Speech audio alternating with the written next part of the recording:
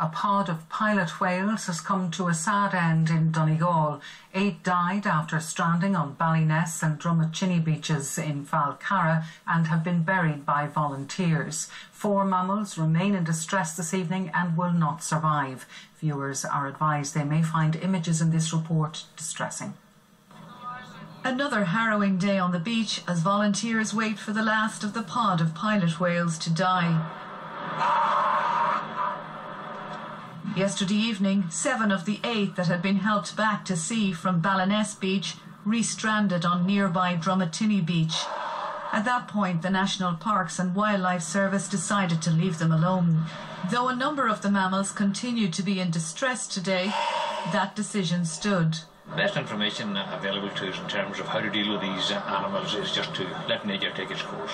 I mean, it's difficult for us to look at this, you know, and watch these animals more or less suffocate to death, but there's very little else we can do, you know, at this time. Volunteers spent the day burying the whales that had died yesterday and overnight. We're pulling them way up the beach a bit to bury them way up there, putting them down, say 10, 12 foot, and putting a few bags of lime on them to rot them away. Putting down the remaining whales by shooting or injection has been ruled out. Gardaí have cordoned off Drumachiny Beach and the public are being asked to stay away while volunteers keep watch. We will wait until nature takes its course and we will be here to bury them as dignified and as well as we can. The reason they beached remains unknown.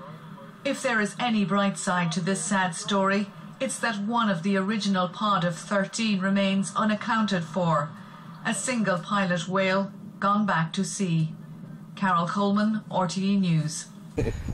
Talking earlier, before the memory went, no, we weren't overcome with chemtrails. I need to show you this. Maybe you can see that on there. That's the US Air Force base and the science department. It's like, yeah, it's right to the right. Down, that's it, yeah, that's cool. So you can see all that. So what I'm quoting here is not theory. I'm quoting some facts at you, which is from their website, not what we are saying, from their website. Now, it's quantum and non-equilibrium processes. In other words, electromagnetic wavelengths that are sent through the atmosphere for purposes such as this. Now listen to this. In fact, I will show you the paragraph. That's what I'm going to read to you. I've underlined the sections. You can go on the internet and you can download this yourself from their website. This is what it says.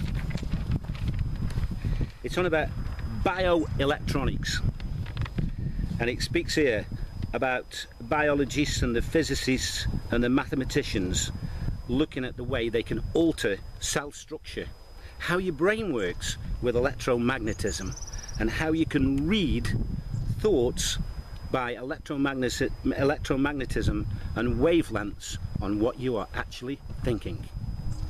Now, they've suggested HAARP can do this. I assure you, my friends, the technology is now out there for them to do this, and this is from their website.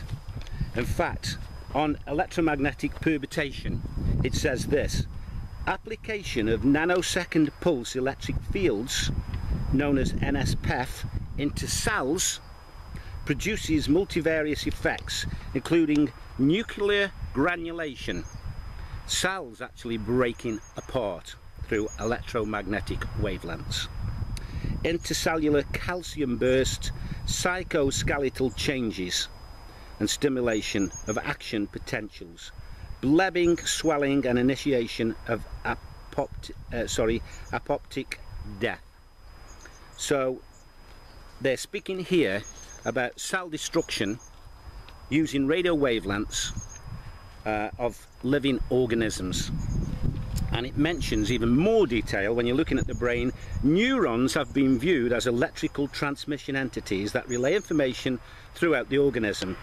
Their theory states the action potential result from a flow of ions through their respective voltage sensitive channels that open and close specific membrane potentials.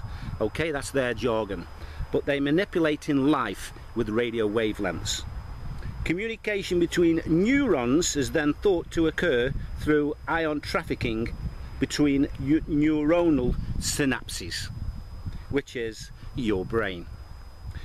what's the potential effect of this radio wavelength? Well, I'm about to show you. In 2013, there was a list of animal deaths, and I'll show you here. These are all facts. The pages go on and on and on. In fact, there are 9 pages here, and I printed all of these for 2013. The 9 pages are only for 4 months. So we've got 4 months of these deaths, including birds that fell from the sky, which is there.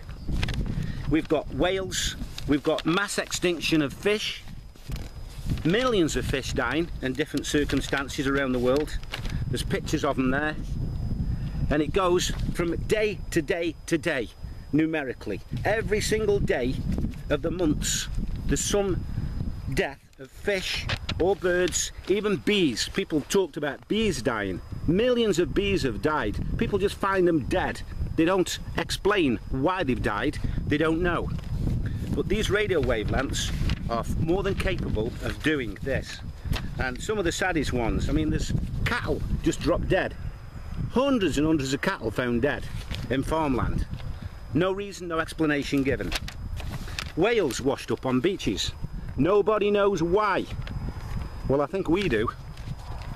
And we're not talking of small amounts. We're talking of hundreds, thousands and millions of fish and birds that have died on a daily basis. And if you want to download the lot, there's about another 40 pages of this just in 2013 of deaths of animals by unusual circumstances that can't be explained, but people have noticed. On radio and radar satellites, unusual wavelengths in the ionosphere and the atmosphere when these occur. I'll leave that with you. We've got Martin now, who's here, who wants to give us a few words. Martin. I don't know what more I can say, actually, to be honest with you. Just round up the day we've had here. We're at Mildenhall Air Force Base, just outside the perimeter. Here's your glasses. That's one of their towers in the background. And Martin will be putting some photos on this that you'll be looking at now as we speak. So Martin, finish the day off for us, mate. Yeah, well, I'll finish it off. As I said earlier, I've been using my lens to take various photographs. Currently, at the moment, what we're looking at is there's been a severe temperature drop in the past, what, 10-15 minutes? I mean, literally, we were sweating. I mean, I'm wearing a hoodie now. Yeah. Okay.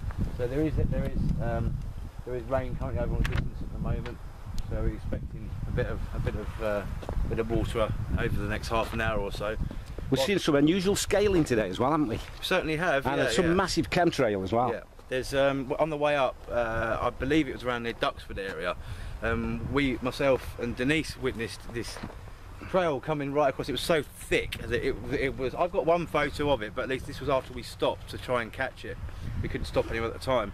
Harry, you saw it as well from where you were coming from. I think you couldn't have been far ahead of me at the time. No. On the same road, and we're getting bitten by flies here.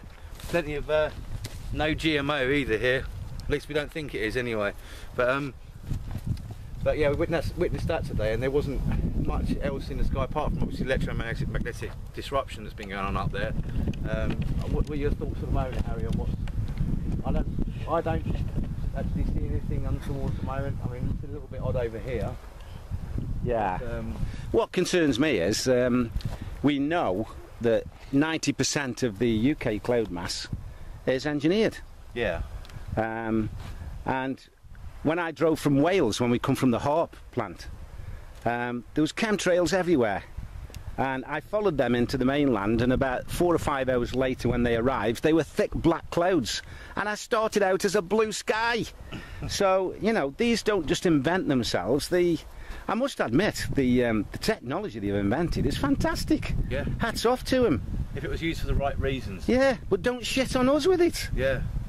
And but you know, it's a shame some people couldn't actually be here with us today.